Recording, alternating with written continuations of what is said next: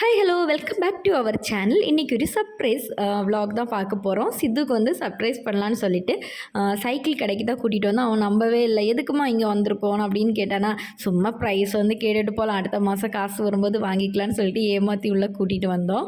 ஆனால் நம்ம வந்து பேட் லக் என்னென்னு பார்த்தீங்கன்னா, சைக்கிளெல்லாம் சூப்பராக இருந்துச்சு மாடலில், ரெண்டு பேருக்குமே பிடிச்சிருந்துச்சு. ஆனால் இவனுக்கு வந்து கொஞ்சம் ஹைட்டு மட்டும் பத்தலை, கால் பத்த மாட்டேங்குது. ஆனால் அவனுடைய ஹைட்டில் இருக்கிற சைக்கிள் எதுவுமே அவங்க அப்பாவுக்கு பிடிக்கல. பிடிச்சது வந்து கால் எத்தவும் மாட்டேங்குதுன்னு சொல்லிட்டு சரி ட்ரையல் எல்லாம் பார்த்தான். கொஞ்சம் அவனுக்கு கம்ஃபர்டபுளாக இல்லை, ஏன்னா ஸ்கூலுக்கு கொண்டு போகும்போது ரொம்ப கேர்ஃபுல்லாக கொடுத்து விடணுமா, அதனால் சரி அங்கே வேண்டான்னு சொல்லிட்டு இவனுடைய ஓல்டு சைக்கிள் வந்து நம்ம ஒரு 5 இயர்ஸ்க்கு முன்னாடி கோயம்புத்தூர் டெக்கெட்லாண்டில் தான் வாங்கியிருந்தோம். அதனால் இங்கே சேலம் ரிலையன்ஸ் மாலில் இருக்கிற டெக்கெட்லாண்டுக்கு தான் வந்திருந்தோம். இங்கே வந்து சைக்கிள் பார்த்தீங்கன்னா ப்ரைஸு 6000லேருந்து எல்லாம் ஃபிட் பண்ணி எடுத்து வரும்போது 10-11K கிட்ட வரும்னு சொன்னாங்க. ஆனால் மாடல்ஸ் எதுவுமே பிடிக்கவே இல்லை, 2 பேருக்குமே பிடிக்கல. இங்கே மாடல்ஸு கொஞ்சம் பார்க்குறதுக்கு நல்லா இல்லாத மாதிரி தான் இருந்துச்சு எனக்கு. சரின்னு சொல்லிட்டு கடை வீதியில் வந்து சூப்பராக சைக்கிள் எல்லாம் 2-3 ஷாப்பெல்லாம் இருந்துச்சு. எப்போவுமே அந்த பக்கம் இந்த பக்கம் வரும்போது பார்ப்பாரு. அங்கே வந்து பார்த்தபோது நிறைய சைக்கிள் மாடல்ஸ் எல்லாம் இருந்துச்சு. அதில் ஒரு சைக்கிள் வந்து அப்பாவுக்கும் மகனுக்கும் பிடிச்சிருந்துச்சு, நல்லாவே இருக்குதுன்னு சொன்னாங்க. அந்த கடையில் இருக்கிற அந்த அண்ணாவும் ரொம்ப அழகாக வந்து எக்ஸ்பிளைன் எல்லாம் பண்ணி கொடுத்து ரொம்ப நல்லா பார்த்து எடுத்து ப்ரைஸ் எல்லாம் கம்மி பண்ணி எல்லாம் கொடுத்தாங்க. சூப்பராக இருந்துச்சு. சைக்கிளை வந்து எல்லாமே செக் பண்ணிவிட்டு சித்துக்கிட்ட வந்து கீ கொடுத்தாங்க. அவன் ஃபேஸை பார்க்கணுமே, அப்படி ஒரு சந்தோஷம், அப்படி ஒரு சிரிப்பு அப்படியெல்லாம் அடக்கிட்டு அப்படி நின்னான்.